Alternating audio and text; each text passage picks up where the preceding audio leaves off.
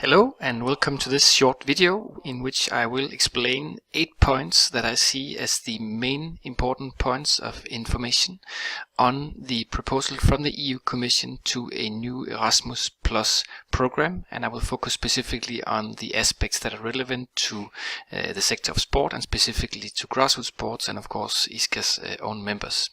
So point 1 is the fact that the budget is now proposed to be no less than doubled. It means that there is going to be 550 million euros available for this 7-year period. It means it's a doubling.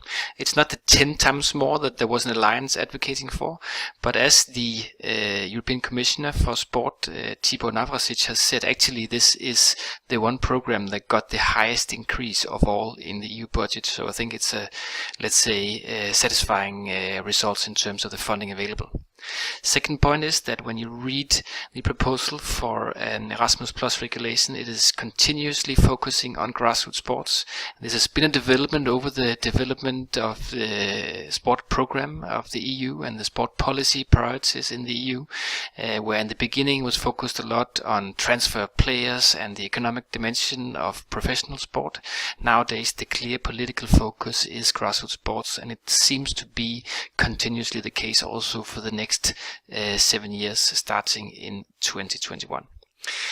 Third point is internationalization. This means that not only EU countries will be able to benefit from the Erasmus Plus program and the Erasmus Plus sport program.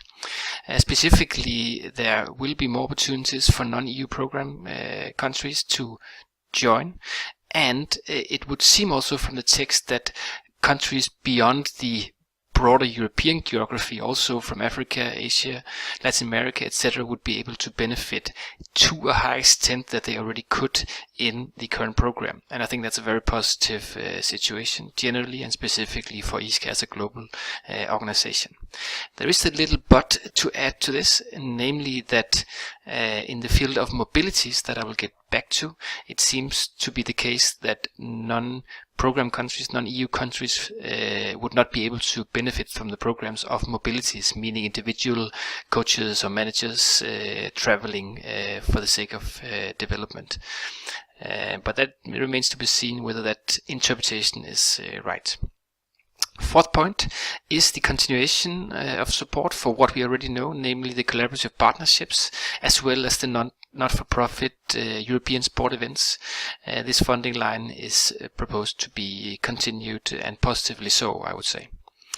The new element being added is that the former 3 components of Erasmus Plus in education and youth, namely mobilities and cooperation projects and policy projects, they were called Key Action 1, 2 and 3, will now also apply to the sector of sport.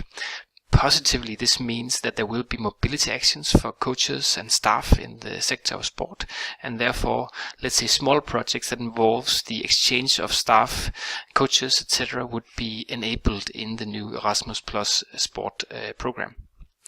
Also, there will be new actions, while they're not specified in details, broader and bigger projects called Partnerships for Innovation, and also projects in the field of policy, dialogue and dialogue with stakeholders would be promoted, and so there are some good opportunities for larger scale and politically influential projects to be implemented as well. So those were the 5th point, mobility actions, and the 6th point, the new actions on partnership for innovation and policy dialogue. And the 7th point then would be that the management of the program will change, so that the mobility projects and the small collaborative partnerships that we know of today as well will be managed apparently on a national level by the national agencies. So where EU funding for sport used to be managed only in Brussels, in the future some parts of the program would be managed by national agencies in each of the EU countries, which I think is a very positive development in that it enables ISCA members and other organizations on national level to have a more direct dialogue, understanding and potentially also motivation for applying for these relevant programs. Then, as the final and 8th point, the internationalization that I talked about before has by some been mentioned to also be an opening for the non-EU member states to continue an involvement if they pay accordingly to the Erasmus Plus program, and specifically some has mentioned that this seems to be an opening and an outreach to the UK that apparently would be leaving the EU, and this may be a possibility to negotiate a position for them in the Erasmus Plus program in the future.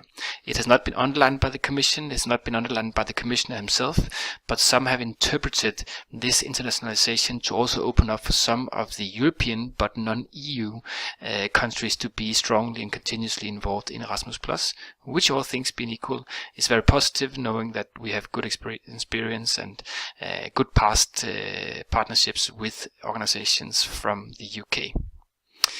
Those were the main points I wanted to tell you about today. 8 points that would change in the future, 8 points of information for the new Erasmus+ program. I underline once more, this is a proposal from the European Commission. It still has to be negotiated with the Council and the Parliament, so we don't know that this is the final budget. We don't know that these are the final priorities, but this is a very good starting point, I would say. Thank you for listening, and I hope you enjoyed this video.